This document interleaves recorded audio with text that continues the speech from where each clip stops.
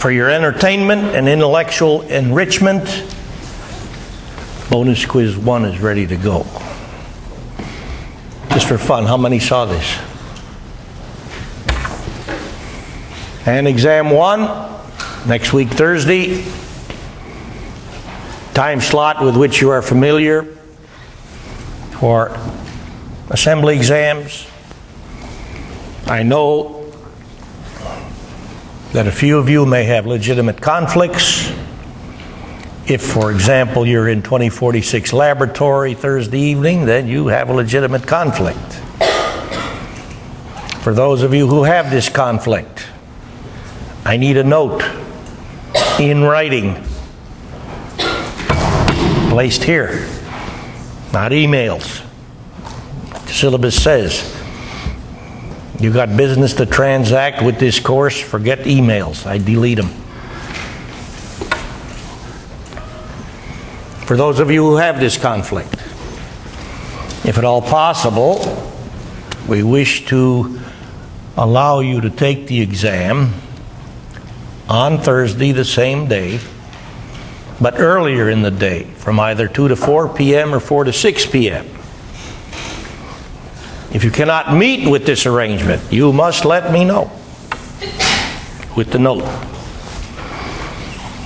If you can meet with this arrangement, you still must let me know with the note, so I know who to expect. The location for those who will take the exam earlier in the day will be Lee 309. The location for those taking the exam at the regular time, I don't know yet. I haven't yet looked at the rooms which have been made available for us, but I'll tell you that on Monday. Okay?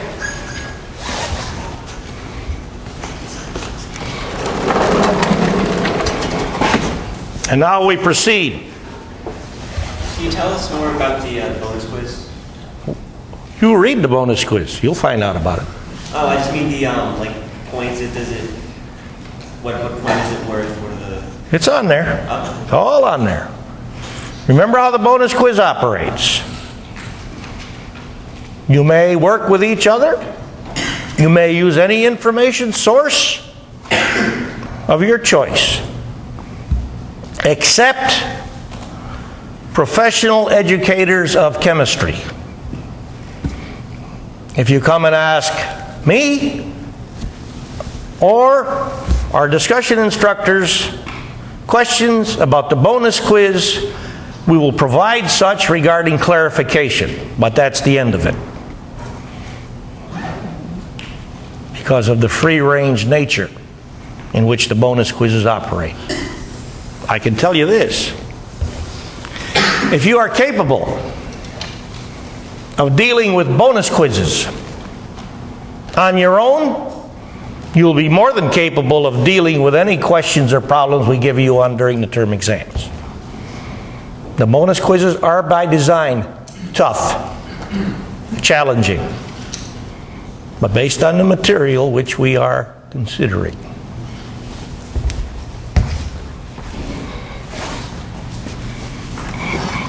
I think you got at least a couple weeks for this. I provide plenty of time for bonus quizzes. I will also tell you on a kind of, at this point, just for fun basis.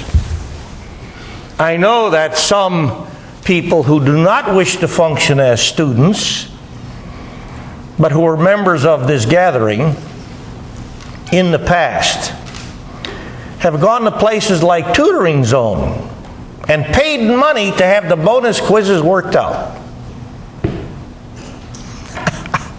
Incorrectly. That's the best part. Paid money and got zero because the people at Tutoring Zone didn't know what the hell they were doing. Now, I should imagine there are people at Tutoring Zone, if they apply themselves, who can deal with this stuff successfully. But you're not getting any benefit from that. If you haven't yet recognized the difference between getting an education and earning points, I don't know what to say.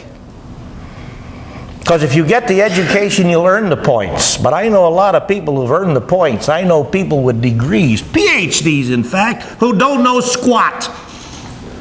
What the hell good is that? I mean, what do you want to do in life? You want to be legitimately successful? Or do you want to have a phony reputation? You got to decide. And now's the time to decide. If you go through university and manage to finagle your way along and get grades which really do not reflect what you know or don't know, you're fooling yourself. Now you may get through life like that. People have. I know people who have. But to me, if you really want to have a legitimate measure of self-satisfaction and self-respect, you're not going to do stuff like that. That's horrid. I've always wondered how people like that can, and in fact, look at the mirror and not regurgitate. But it seems as if they have been able to do just that. But I can't, and I won't. And I hope folks in this gathering will function in the same way. All right. Now into the nitty-gritty of Bronsted-Lowry acid-base equilibrium system analysis. How do you get a Ka value? How do you get a Kb value? On occasion in the past, I'll get a wise guy, student, who says, I look them up in the book.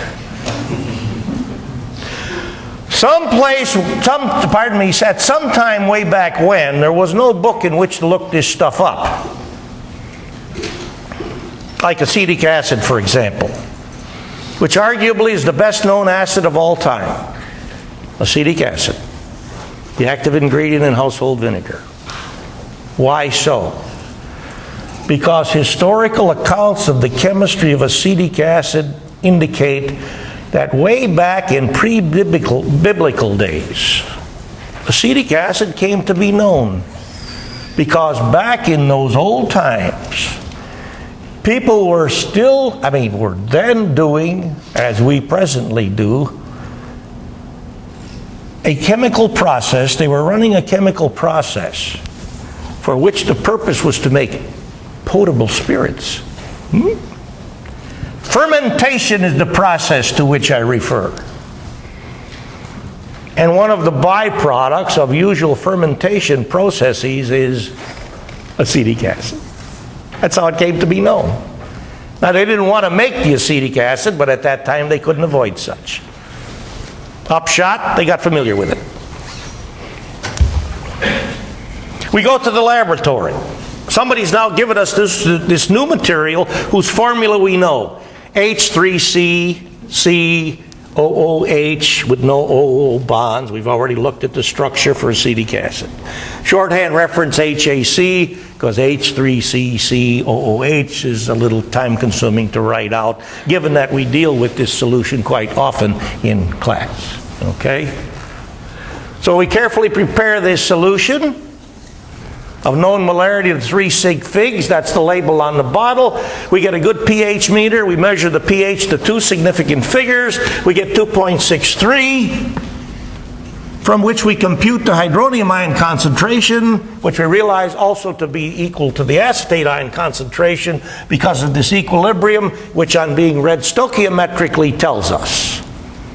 Per mole of this produced by establishing this equilibrium mole, a mole of this is produced. And in this particular solution, investigation proves that the only source of hydronium ion of consequence is acetic acid solute itself. By that statement, I am laying foundation for future solution analyses where we'll realize we have also got to pay attention to water reacting with water to establish the Kw equilibrium. If you're going to calculate the hydronium ion concentration for the solution correctly, that happens to be one of the questions on the bonus quiz. More on that in the future. for this pH. Here's the hydronium ion, acetate ion concentration value. So I write my chemical version of the Ka equilibrium constant, which by definition is K for this equilibrium.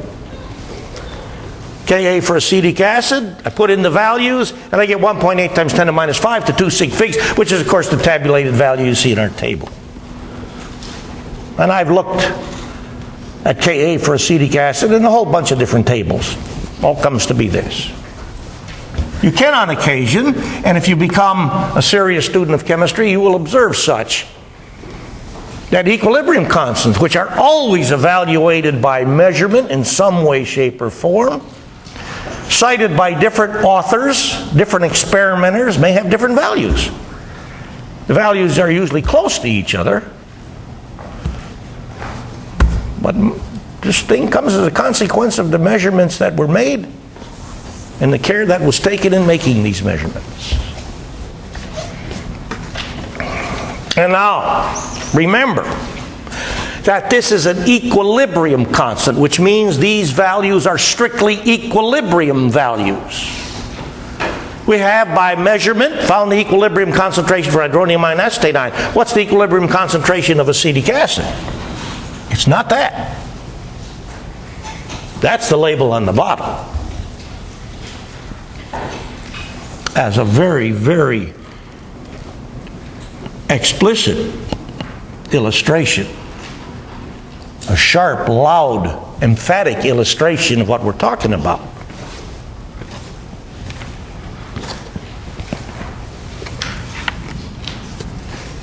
You see this bottle label? Any HCl in this solution? None. You see this bottle label? Ionic compound, sodium sulfide. Solution prepared by dissolving a sodium sulfide.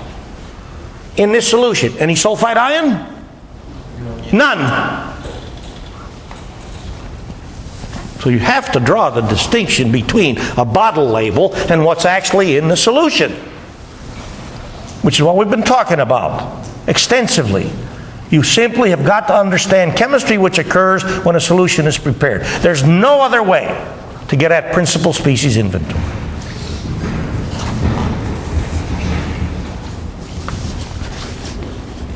So, for our acetic acid solution, the acetic acid concentration at equilibrium is the label on the bottle less the amount of acetic acid that was consumed to establish this equilibrium. M sub I for acetic acid, less the equilibrium molarity of acetate ion, because acetate ion is ever so obviously derived from acetic acid as this equilibrium is established. I try to be very painstaking in these introductory considerations because everything thereafter depends on your understanding what the heck's going on here.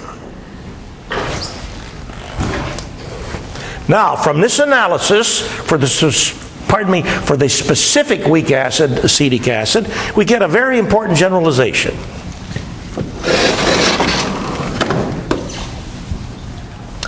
If we have a solution of a weak Bronsted-Lowry acid or a weak Bronsted-Lowry base, a material for which in our acid-base table you'll find a Ka value for the weak acid, and we recognize that for the solution in question,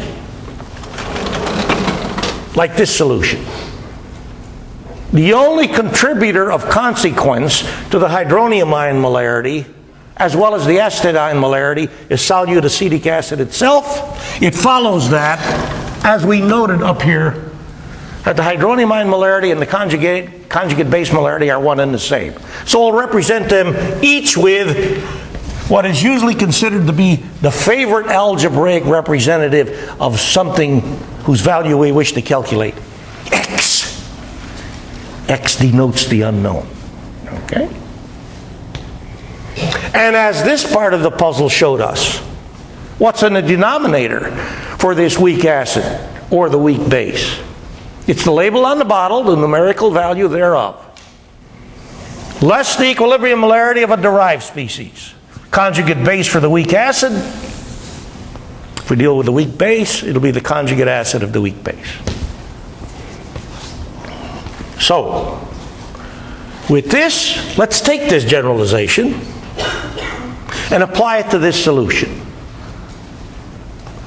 We now want to compute the hydronium ion concentration and then pH if so desired for 0.10 molar acetic acid. The first thing I ask you to recognize is that to prepare this solution, if we started with this 0.300 molar acetic acid, we'd take that, dilute it by a factor of 3, and we'd get this. Nothing fancy about that. We'd measure, for example, 10 milliliters of that solution into a graduated cylinder, and then add deionized water with stirring until we wind up with a total volume of how much? 30 milliliters. That would have diluted the 0.300 molar to 0.10 molar. Well then, since we prepared this solution by diluting, by numerically speaking, by dividing that m sub I value by a factor of 3, and since we know the hydronium ion concentration for that solution, which is 2.3 times 10 to the minus 3, is this true? Can we say the hydronium ion concentration for this solution, given that we know the hydronium ion concentration for the parent solution being the 3/10 molar acetic acid solution, will the hydronium ion concentration for our 10th molar acetic acid be the hydronium ion concentration for the parent solution divided by 3? And the answer is hell no. Because we've already recognized, as you dilute a water solution of a weak acid or weak base, what happens? What happens specifically to something called ionization extent?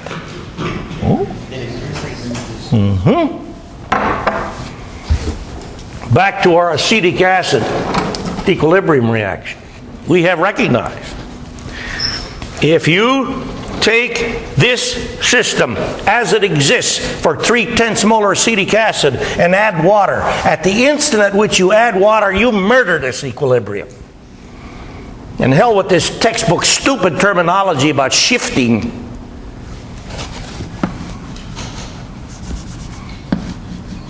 And Le Chatelier's principle dictates, which we've already talked about. If I add more water, I'm going to provoke more of these things to react, as described by this reaction equation. So this reaction is going as written, left to right.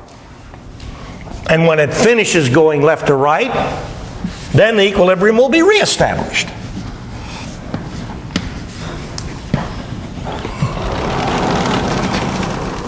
But that tells us this can't be true. It also tells us that this hydronium ion concentration of 2.3 times 10 to minus 3, which is the hydronium ion concentration for the parent solution, from a number standpoint,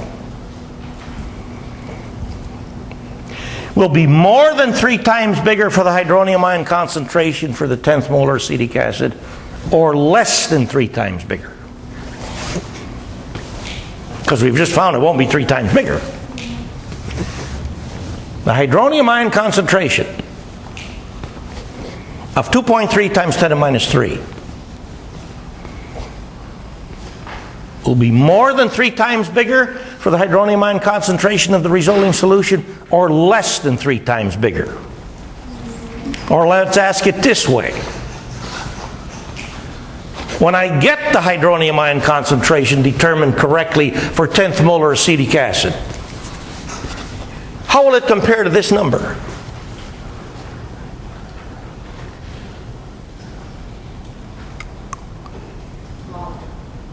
Well, it'll be smaller, that's for sure. But will the hydronium ion concentration for my 10th molar acetic acid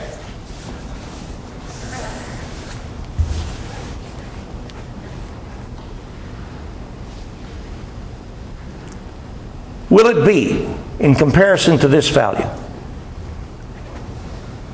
Smaller by a factor of 3, we rejected that.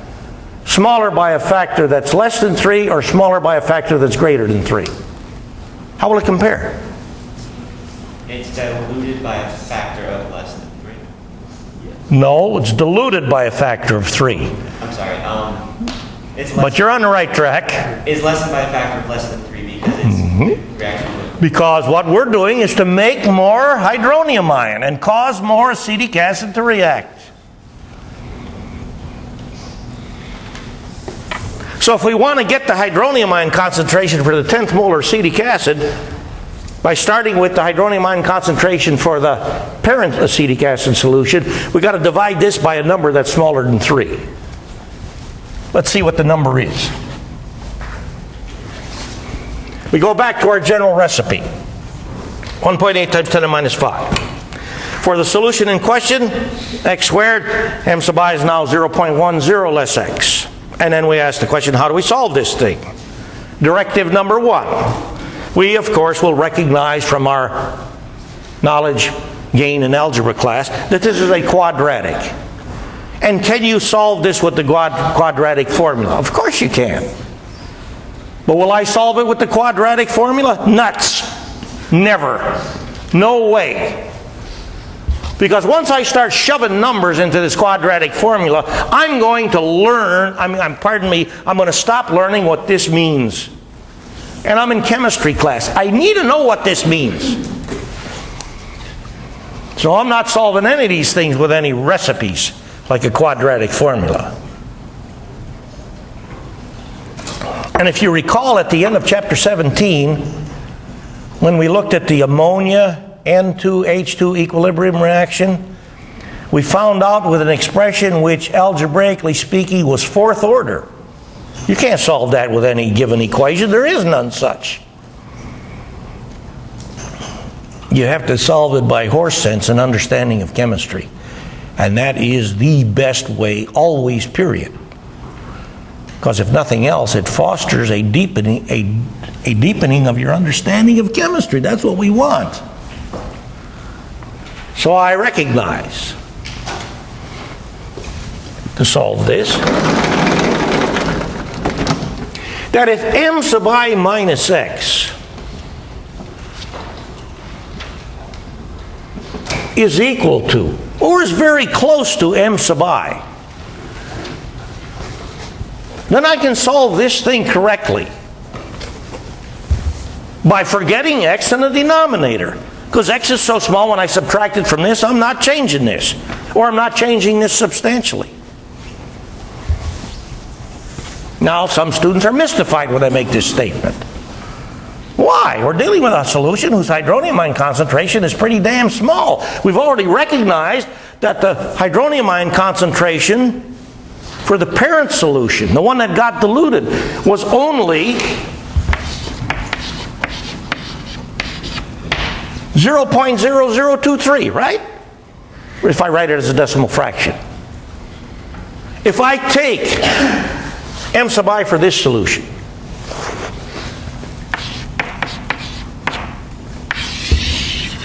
and do this arithmetic, am I changing this number? Do I change this number if I do this arithmetic? Not at all. The result is 0.10, period. You have to pay attention to significant figures to do this, because all the values we're looking at here are a consequence of measurement. And I know, before I even do this arithmetic, that the hydronium ion concentration for this solution, the solution I'm presently interested in, is smaller than this number. Right? This is the parent solution. I diluted this damn thing to get my 10th molar acetic acid. So I haven't done anything fancy. I'm just taking advantage of what I know and I'm applying horse sense to it. I know the hydronium ion concentration for 10th molar acetic acid is smaller than this number. It has to be. So if I subtract this number from 0.10 and I don't change 0.10, I know for sure this is correct for 10th molar acetic acid. So I do the arithmetic. I cross multiply Ka times m sub I and I get this, and to get x I take the square root. So So I get the square root of 1.8 times 10 to the minus 6. Tell me, roughly, what is that? In fact, we're going to do it exactly to two significant figures. The hell with the roughly. What's the square root of 10 to the minus 6? I don't want any push buttons going on here. Around like 1.2. Well, I want a square root of 10 to the minus 6. Do that part first. Square root of 10 to the minus 6. 10 to the negative 3. 10 to the minus 3.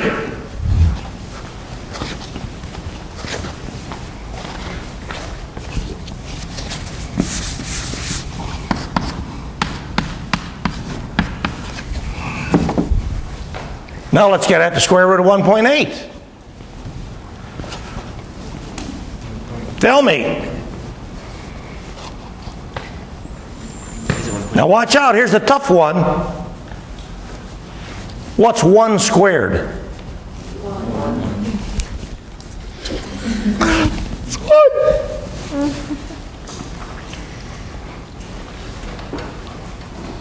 What's 2 squared? 4. How about that? Okay. Now, in grade school, did you learn the squares of numbers from 1 to 25? Yes. If you did, you did a good thing. And if you didn't, do it now. Learn it now, damn it. It just helps you do a lot of quick and fast mental arithmetic with numbers that you commonly encounter. What's 12 squared? 144. What's 13 squared? 169. What's 14 squared? Goody. So I'm going to do some decimal point manipulation.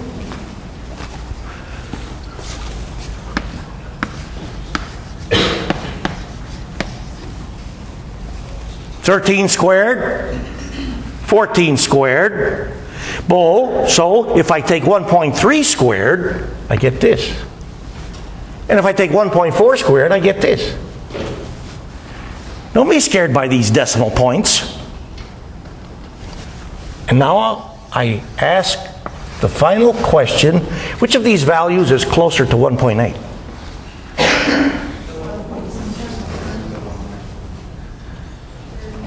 Which one? Am I pointing at it? Yes. Goody. So I now know that's the answer.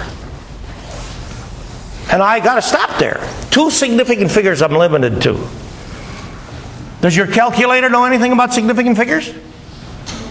If you do this with your calculator, you get digital entries in every readout position. Does your calculator know anything about units? Does your calculator know the difference between a concentration and a bushel basket full of apples? I don't think so. That's where you come in. And so, the final question is this hydronium ion concentration correct for this? The answer, it has to be. We've already recognized the truth of this statement. So now I've got 0.10 less 0.0013, for which the result is 0.10. That's why this is true for this solution.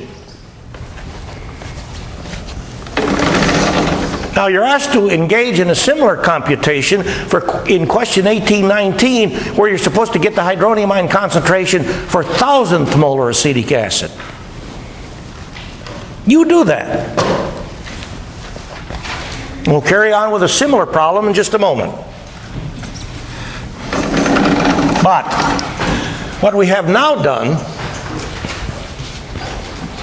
is to have laid foundation for tackling a whole slew of related problems. Related problems, solutions of different Bronsted-Lowry acids and bases or mixtures thereof. Let's imagine we want to calculate pH. Well, we can even change pH. Let's calculate the hydronium ion concentrations. Because if we get the hydronium ion concentration, we get pH, okay? So we'll change this question to read.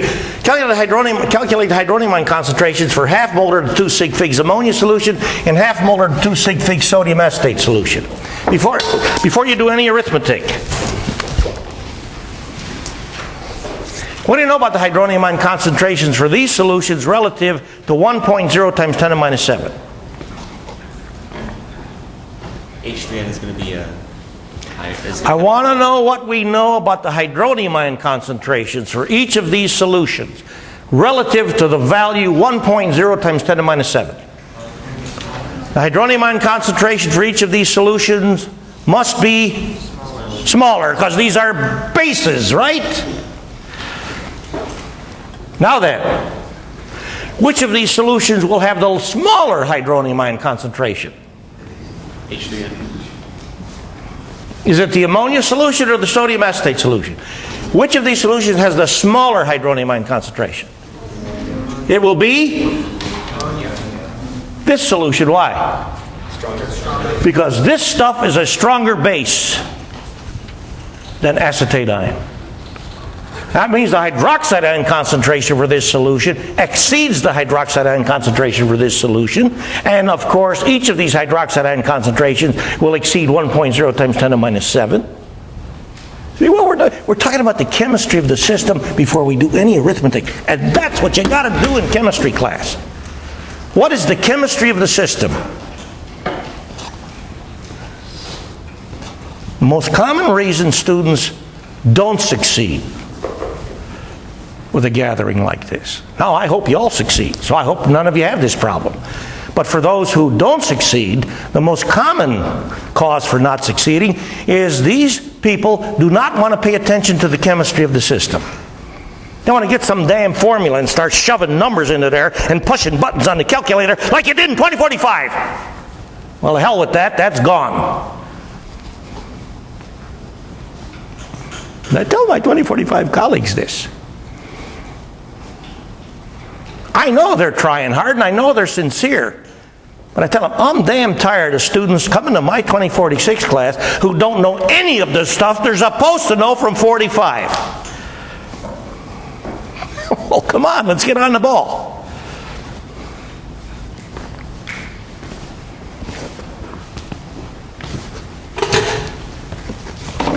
Now then, to do the arithmetic called for in answering this question, what property of ammonia and acetate ion respectively do you have to determine to do the required arithmetic? KB, and you know how to get that. So we move on. You do the arithmetic because we've talked to you about the chemistry. Ammonium bicarb solution 1 molar. Is this solution acidic or basic?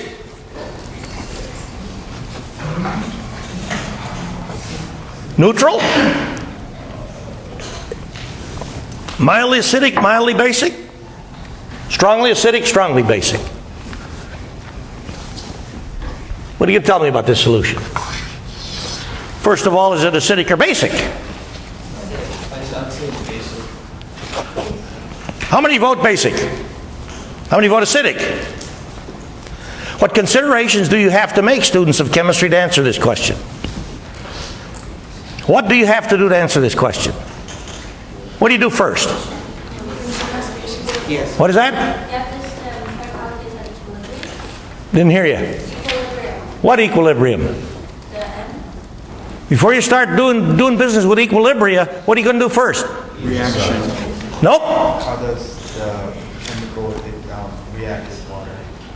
Chemical react with water. You're now being asked, as you are from just about every problem in chemistry class, to analyze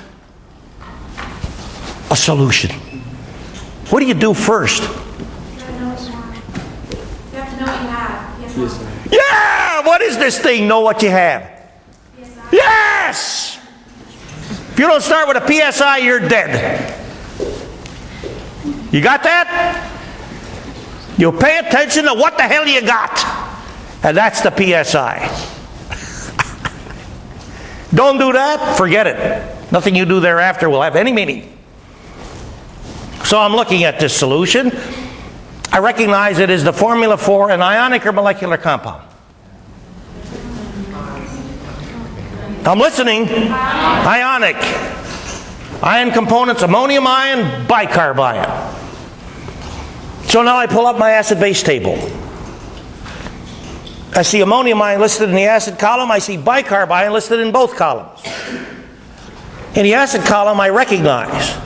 Are you looking at the acid-base table? Goody. Ammonium ion.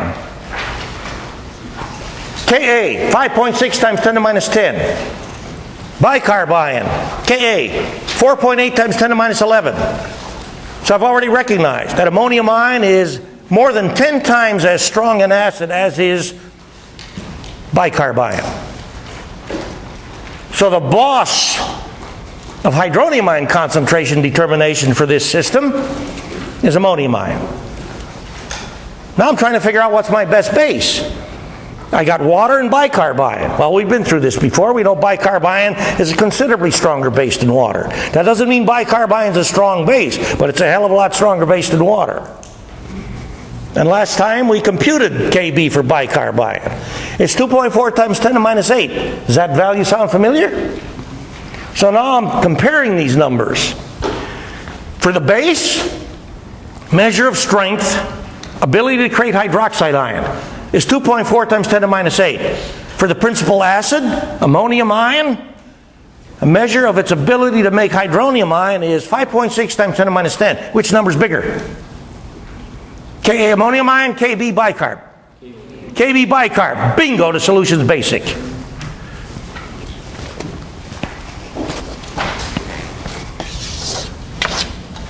Mildly or strongly? Hey, this is a tiny number.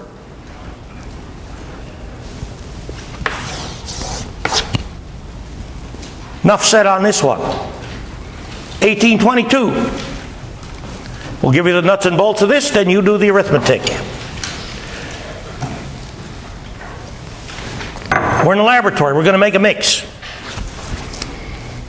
From the shelf I pull my bottle labeled 0.10 molar sodium sulfide, and I also pull my bottle labeled 0.050 molar HCl.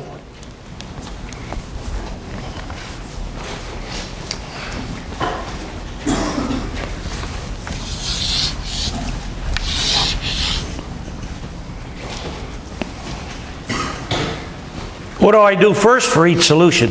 Before I even think about mixing them up. I write what kind of PSI? QPSI. Because if I'm going to do a concentration calculation or a pH calculation, I got to have moles.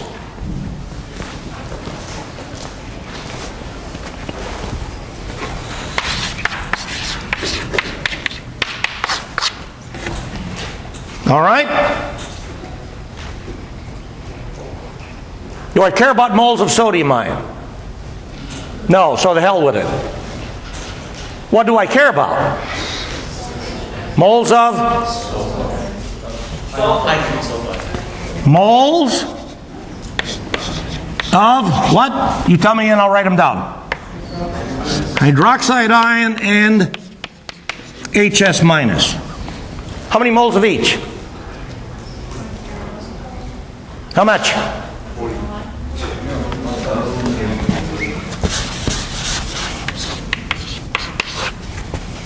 That all right? I know, some of you are probably mystified. Where the hell did he get that? Come on now. This is nothing but simple solution stoichiometry, which you should have done in 2045, but I don't know if you did. If you're puzzled with this, ask us. Let's go to this solution. PSI, hydronium ion, chloride ion, water. I don't care about the chloride ion, nor do I care about the water. How many moles of hydronium ion? How many moles of hydronium ion?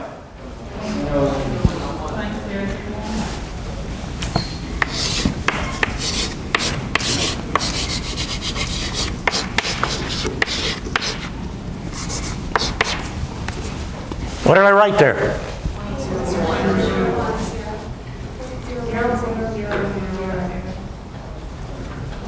I heard 0.0010. I don't accept that. 0.010. I accept that. So guess what? I am now constructing an equimolar mix of hydronium ion and hydroxide ion. Right? So I'm looking in my mind's eye, hydronium ion plus hydroxide ion. Is this a large extent reaction? Got a K value of 1 times 10 to minus 10 to the 14th. 1 times 10 to the 14th because 1 over kW. So guess what? By making this mix, I wipe out this and I wipe out that. Is this solution neutral? Hell no, it's not neutral. Is it acidic or basic? It's basic. Is it mildly or strongly? Strongly or mildly? Strongly or mildly? That's better. Because now the pH of the system is dictated by what remaining species? Hydrogen sulfide ion. Do I know how to get Kb for HS minus? Hell yes. I take the Kw equals Ka times Kb relationship, and I use from my acid-base table Ka for now which acid? H2S. And I'm going to wind up with Kb for hydrogen sulfide ion of 9.1 times 10 to minus 8. Bingo! It's magic, isn't it? Not magic, I see it in my sleep. And now I write the Kb expression. 9.1 times 10 to minus 8 equals Kb HS minus equals x squared over m sub I minus x. What's m sub I? The molar concentration of HS minus. I want the value.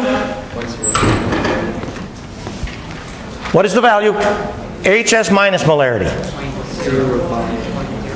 Is it 0.010? Nope. What is it? 0.05. 0.1. I got 0.1? Nope. 0.10? Nope. This is... How many moles of HS minus am I now considering?